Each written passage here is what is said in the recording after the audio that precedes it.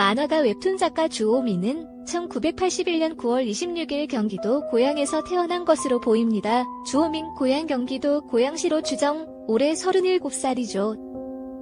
웹툰 주호민 나이, 주호민 학력학교, 고등학교 졸업 직업전문학교 애니메이션학과 중퇴, 실질적인 고졸 작가 주호민 프로필 경력, 2005년 짬연재 2010년 네이버 웹툰에서 신과 함께 연재 2013년 KT 올랜 마켓 웹툰에서 육아일기 셋이서 쑥을 연재 2015년 피키툰에서 만화전쟁을 연재 2017년 빙탕우루 연재 2017년 신과 함께 재연재 시작 우선 주호민 집안은 대표적인 화가 집안인데 먼저 주호민 아버지가 민중화가 주재환이고 어머니도 화가 출신이며 외삼촌이 성환경 미술평론가인데 주호민 아버지가 경제적으로 좀 무능력했던 것 같네요.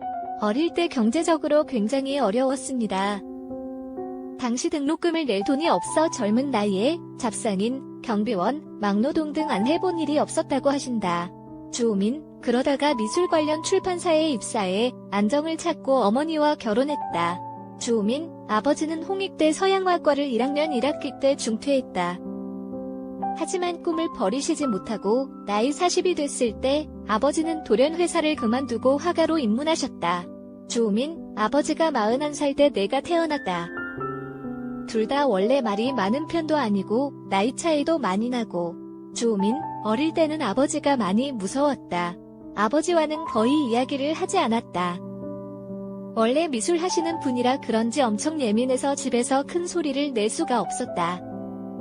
TV도 적게 틀어야 했고 주호민, 내가 자라면서 본 아버지의 모습은 출판사에 기고를 하고 친척들에게 돈을 꿔다가 생활비를 보태면서도 화가의 꿈은 결코 접지 않는 모습이었다. 주호민, 그런데 아버지 직업이 민중미술 화가이셔서 당연히 돈이 전혀 안 됐다. 어머니께서는 원래 미술교사를 잠시 하다가 결혼 후에는 동네 아이들 모아서 그림을 가르치셨다.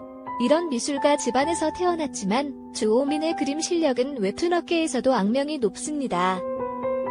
주호민, 어릴 때 나와 미술은 그리 가깝지 않았다. 어릴 때 정식으로 미술 교육을 받지 못했기 때문이죠. 그냥 만화 그리는 걸 좋아했을 뿐이다. 부모님이 화가라고는 하지만 내게 그림을 가르치지는 않으셨다. 주호민, 사실 어릴 때도 그림 그리는 것을 직업으로 삼겠다는 것은 한 번도 생각해보지 못했다. 왜냐하면 화가 등이 경제적으로도 넉넉하지 못한 작업인 것 같았기 때문이다. 주호민, 내가 중학교 때 사춘기였는데 어머니가 집에 애들 데려와서 미술을 가르치는 것이 너무 싫었다. 그래서 그림 수업은 쳐다보지도 않고 내 방으로 들어갔다. 고등학교를 졸업한 다음에도 주호민은 좋아하는 만화만 낙서처럼 그릴 뿐 제대로 된 그림 그리기를 배우지 못합니다. 당시 예민해서 얘들이 거실을 난장판으로 만드는 것도 싫었고 주호민, 고3 때 담임 선생님께서 서울에 있는 중위권 대학은 갈만한 실력이라고 원서를 써주셨다. 하지만 원서를 내는 쪽쪽 모두 떨어졌다. 주호민, 재수도 실패했는데 결국 어머니께서 직업전문학교 애니메이션 학과를 추천하셨다. 거기서 난 수능 성적이 다른 입학생들보다 높은 편이어서 장학금을 받게 되었는데 합격의 기쁨 따위는 없었다. 주호민, 난 그림을 그리려고 애니메이션 학과에 갔는데 강의 중 상당수는 비주얼 베이직, 전산수학, 여성학 등 전공과는 전혀 상관없는 것들이었다. 주호민, 아무튼 2학년 1학기를 마치고 군대를 갔고 제대 후에 복학을 하려니까 우리 과가 없어졌다고 하더라. 주호민, 학교에서는 한 학기만 더 다니면 전문학사 학위는 나오니까 원하는 학과 아무데나 가라. 그래서 별 생각 없이 그만두게 되었다. 이후 주호민은 까르푸에서 약 3개월 정도 일하다가 다시 그만두게 됩니다. 라고 했는데 IT 전문 직업 학교여서 컴퓨터 위주의 전공만 있었다. 다른 곳에서는 적성에 맞지 않아서 그만두었다고 하는데 사실 이유는 따로 있었죠. 주호민, 조그만 방에서 여성 동료 4명과 함께 일했다. 하청업체에 주문서를 넣는 비교적 단순한 작업이었는데 여성 동료 4명 중에서 1명만 자리를 비우면 나머지 3명이 그 1명을 헐뜯었다. 주호민, 게다가 그들은 나에게도 자신들의 뒷담화에 대한 동의를 구했기에 원래는 좋은 사람들과 성취감 느껴가며 땀 흘려 일해보고 싶다는 소박한 소망을 갖고 있었지만 결국 주호민은 본인의 소박한 꿈을 이루지 못하고 퇴사를 하고 말았죠. 더욱 더 힘들었다. 재미있는 것은 위에 주호민이 다녔던 애니메이션 학과가 사라진 것처럼 까르푸 역시 사라졌다는 것입니다. 주호민, 나오자마자 까르푸가 바로 망하고 홈에버로 이름이 바뀌더니 다시 홈플러스로 넘어갔다. 이쯤에서 주호민의 파괴왕 별명 이유와 주호민 사주팔자, 그리고 본인의 해명 등을 짚어봐야겠네요. 위에서 쓴 것처럼 주호민이 다녔던 전문학교 애니과나 까르푸처럼 주호민이 그만두면 갑자기 없어지는 징크스가 생깁니다. 마침표 후에 만화가로 성공한 다음에도 이런 징크스는 사라지지 않았죠.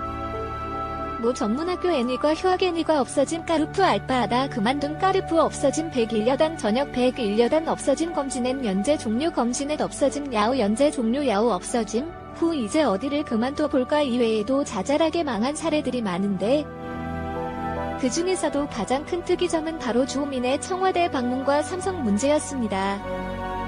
2016년 10월 JTBC에서 태블릿 PC를 입수했다는 보도를 하자 주호민 작가가 트위터에 지난주에 청와대에 다녀오긴 했는데 라는 글을 남겼죠. 그리고 박근혜 최순실 게이트가 터지면서 결국 박근혜 탄핵과 몰락으로까지 이어지게 됩니다. 단순히 우스갯소리로 치부할 수도 있지만 그동안 콘크리트 지지층을 자랑했던 박근혜의 몰락이기에 더욱더 예상치 못했던 사건이 아니었나 합니다. 또한 주호민 삼성 사건에 대한 간략한 소개 바로 무한동력을 삼성그룹이 기획과 제작을 맡았는데 나중에 이재용 부회장이 구속되면서 다시 한번 주호민의 파괴왕 인연이 부각되었죠. 이에 대한 주호민의 사주팔자는 어떨까요? 워낙에 주호민의 파괴왕 인연이 많아서인지 여기에 대하여 주요 언론들까지 기사로 다루기도 합니다. 주호민 작가의 사주팔자는 우리 5천만 명의 국민 중에서 40명에서 50명만 가진 특이한 사주이다. 사주의 생년월일 생시 8글자 구성이 모두 충돌하고 있어 살아가면서 곡절이 생길 확률이 높기 때문이다. 사실 주호민 작가의 사주는 파괴왕이 아니라 오히려 운이 좋다고 할 수 있다. 주호민 작가가 떠난 곳이 망하는 것이 아니라 망할 시기 전에 운 좋게 떠난다는 뜻이다. 왜냐하면 하늘에 떠있는 달림으로 태어나기에 운의 흐름이 좋아 조상신의 도움을 많이 받게 된다. 즉, 안 좋은 일들이 생기더라도 운 좋게 피해갈 수 있다. 이런 주호영의 사주 때문에 황석영의 과거 사건들 역시 함께 이슈가 됩니다. 황석영 역시 가는 곳마다 큰 사건이 벌어졌기 때문이죠. 황석영의 과거 사건들 황석영이 소설 정길산 집필을 위해 광주를 찾았을 때 5.18 민주화운동이 발생함 1989년 잠깐 베이징에 체류했을 때는 천안문 사건이 발생 1989년 베를린 예술원 초청작가로 독일에 체류할 때 베를린 장벽이 붕괴됨 0005년 런던 대학교의 초청으로 런던에 갔더니 영국 최악의 테러라는 런던 자살 폭탄 테러가 발생위에 황석영의 사주팔자 역시 궁금하지 않을 수가 없습니다. 황석영 작가도 사주의 생년월일 생시 8글자 중에서 절반 이상이 부딪히는 글자로 사주가 구성되어 있다. 유명세와 상관없이 살아가면서 풍파가 많고 이상한 일들이 많이 일어날 수 있는 팔자다. 사실 사주팔자는 그저 흥미로 보는 것이 좋을 것 같습니다. 주호민처럼 2000년대 초중반의 경우는 수많은 인터넷 업체들이 난립하던 때였기에 그 중에서 망한 회사들도 많고 황석영의 경우는 북한을 방문했는데 북한이 망하지도 않았고 한국에서 계속 사는데도 한국이 망하지 않았으니까요. 아무튼 본인의 파괴왕이라는 명성에 주호민은 어떤 반응을 보일까요? 처음에는 본인도 스스로 트위터에 올리는 등 즐기는 것 같았는데 너무 실패와 연관이 되니까 부담감으로 작용하는 것 같네요. 있을 때 망해야 실패지. 주호민, 사실 전부 내가 떠난 뒤에 망한 거다. 자꾸 나를 실패의 아이콘으로 몰아가지 말아달라. 그렇다면 이번에는 주호민의 아내 한수자와의 첫 만남, 그리고 당시 어린 여학생이었던 한수자와 어떻게 결혼까지 골인할 수 있었는지를 짚어봅니다.